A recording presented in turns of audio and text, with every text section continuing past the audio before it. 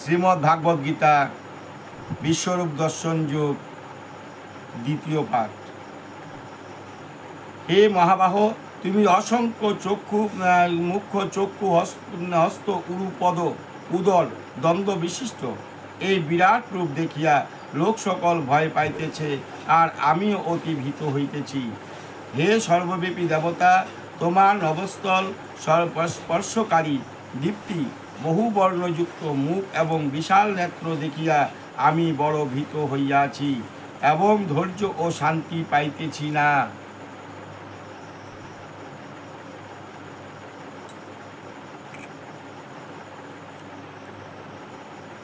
হে দেবেশ, হে জগন্নিবাস, দ্রংষ্টা করাল কালাগ্নি সদৃশ্য তোমার মুখ সকল দেখিয়া আমি দিশাহারা হইয়াছি, মনে কোনো শান্তি পাইতেছি না। তুমি প্রসন্ন হও, আমার প্রতি দয়া করো।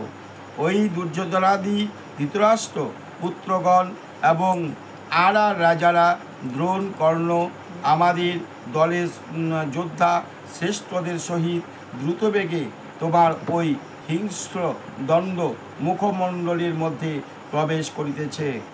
এই মুখমণ্ডলে প্রবেশকালে কাহারও মস্তক চূর্ণ বিচ্ছিন্ন হইতেছে, আর সেই মস্তকগুলি তোমার বিশাল দণ্ড সন্ধিতে লাগিয়া রহিয়াছে। যেমন নদীর জলপ্রবাহ বেগে সাগরের দিকে ধাবিত হয়, সেইরূপ ওই বীরগণ তোমার ওই প্রজ্বলিত অগ্নিমুখে প্রবেশ করিতেছে। পতঙ্গদল যেমন জ্বলন্ত আগুনে মরিবার জন্য ঝাঁপাইয়া পড়ে, তেমনি সকলে দ্রুত মরিবার জন্য তোমার মুখমধ্যে পড়িতেছে। তুমি জ্বলন্ত মুখ বেদান করিয়া এই লোক সকলকেই গ্রাস ও লেহন করিতেছ। হে জগতের প্রভু, তোমার তীব্র তেজে সবেই দগ্ধ হইতেছে। ওই উগ্র রূপধারী তুমি কে, তাহা আমায় বলো, আমি তোমায় প্রণাম করি। হে দেবশ্রেষ্ঠ, তুমি প্রসন্ন হও, তুমি আদি পুরুষ। আমি তোমাকে জানিতে ইচ্ছা করি, আমি তোমার কর্ম প্রভৃতি কিছুই জানি না। শ্রী ভগবান কহিলেন, আমি লোকক্ষয়কারী মহাকাল, আমি সকলকে সংহার করিয়া থাকি। তুমি যুদ্ধ করিয়া উহাদের না মারিলেও উহারা মরিবে। অতএব তুমি উঠো, যুদ্ধ করিয়া যশ লাভ করো, শত্রু সকলকে পরাজিত করিয়া বিশাল রাজ্য ভোগ করো। হে অর্জুন, পূর্বেই আমি উহাদের মারিয়া রাখিয়াছি, তুমি ইহার নিমিত্ত মাত্র হইয়া থাকো।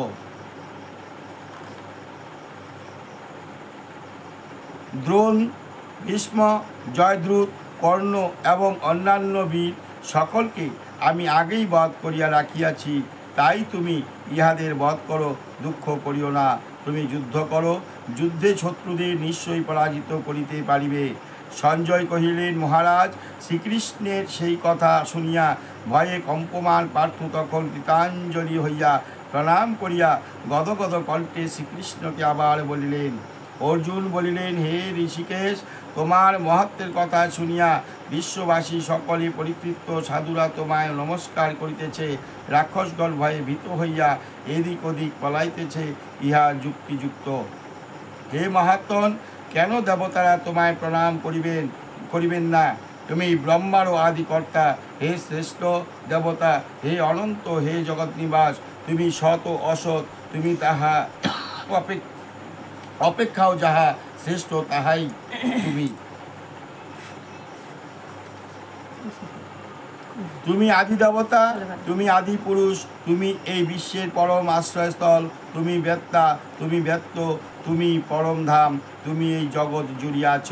তুমি বায়ু, যম, অগ্নি, বরুণ, চন্দ্র, প্রজাপতি, প্রতিকামহ, অর্থাৎ সকল দেবতাই তুমি।